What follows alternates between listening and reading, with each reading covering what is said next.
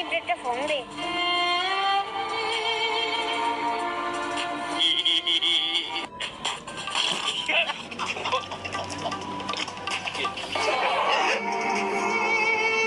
Hello Rajib, Rubel তো আসতে আসতে মরে গেছে।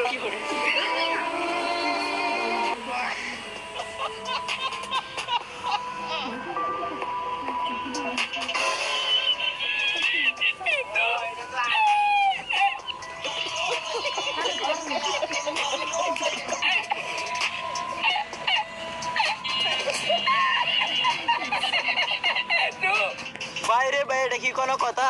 নিজের পেস নিজে দেখা বই পাইছে।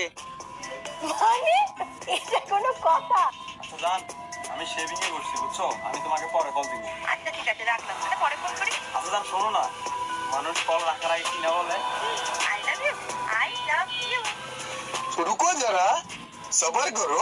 আচ্ছা আমি তো নাই বললাম, এবার তুমিও বলো। আমি একা বললে কি আর হবে বলো?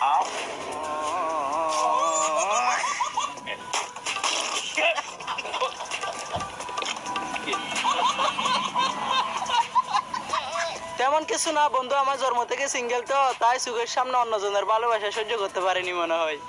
সঠিক বলেছেন, আপনার বুদ্ধি ভালো।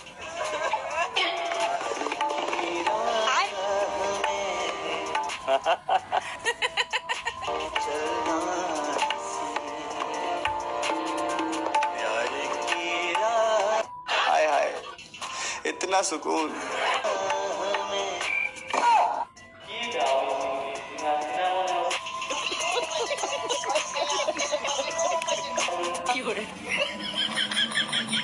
বাইরে ভাই পরিস্থিতি যেমনই হোক না কেন, পাশ থেকে এত সুন্দর একটা মেয়ে চলে গেল, না দেখি মিস করে ফেললে কি আর হয়?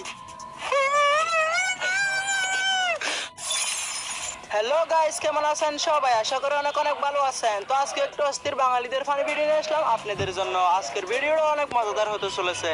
তো ভিডিওটা শুরু করার আগে আপনার কাছে আমার ছোট্ট একটি রিকোয়েস্ট, আমার এই চ্যানেলটি সাবস্ক্রাইব করে আর ভিডিওতে একটা লাইক দিয়ে দেন, আর সাথে কমেন্টে আপনার নামটাও বলে যাবেন। তো চলেন ভিডিওটা শুরু করা যাক। ভাই 1000 টাকা দে, রাইতে দিমু। দিবি তো?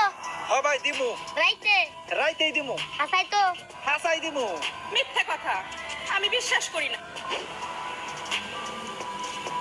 হ্যালো ভাই, একটা রুম বুক করতো। ভাই রুম কিননে কে? কে তুই না গলি রাইতে দিবি?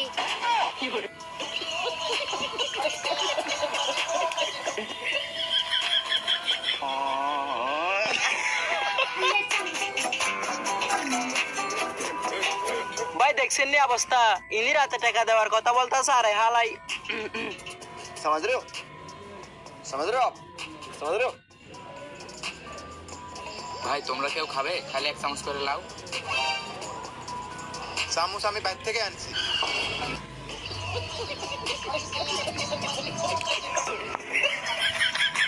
আর তোমার চামচ? এই ভালো কথা ভালো কথা, এক চামচ নিলে ভাই, ভালো কথা ভালো কথা।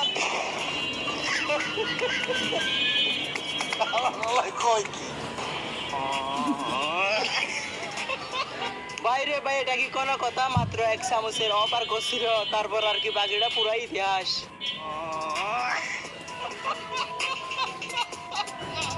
বল, এই পৃথিবীতে যতগুলো মেয়ে আছে সব তোর মায়ের মতো। रुको जरा सबर करो। আমার বাপের চরিত্র এতটাও খারাপ না।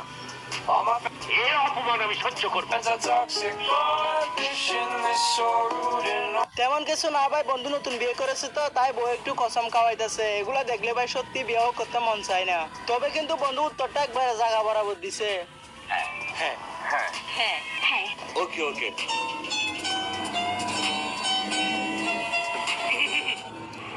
Sorry sorry. रुको जरा सबर करो।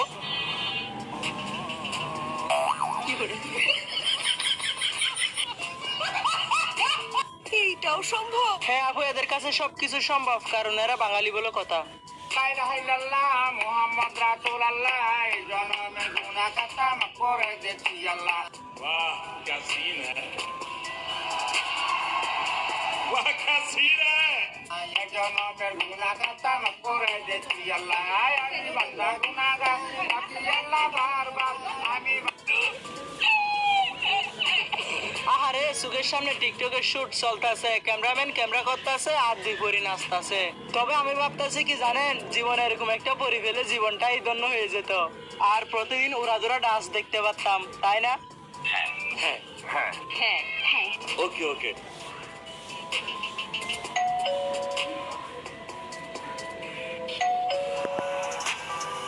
কে আছে এখন?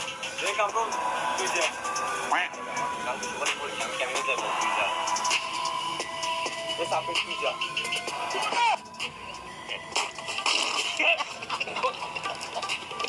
কি? আমার গায়ে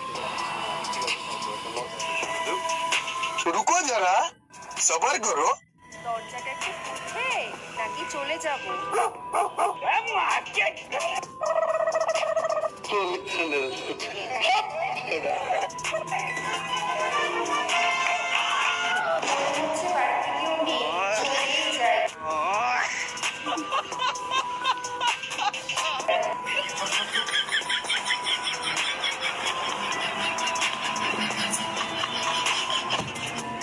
মানে এটা কোনো কথা? বাইরে ভাই তেমন কিছু না, বন্ধু একটু বুদ্ধি কাজে লাগাইছে, তবে কিন্তু বুদ্ধিটা সেই লেভেলে ছিল, তাই না? বাপ রে বাপ, বড় ভাবের কথা কইতেছো দেখি।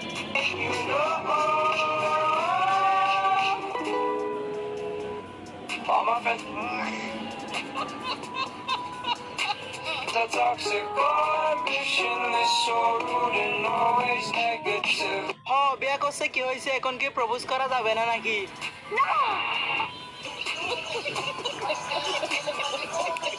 আমার থেকে যদি তোমার বাইকই পছন্দ, তাহলে 5টা বছর আমি কেন ঘুরাইছি ফারান? তুমি আমার থেকে এই বাইককে ভালোবাসো। মানে এটা কোনো কথা?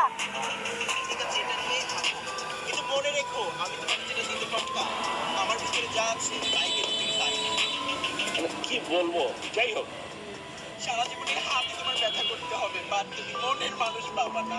ভাই রে ভাই, তুমি কিন্তু বুঝতেছো না, ভাবি যা দিতে পারবে তা ওই বাইকটা কখনোই দিতে পারবে না।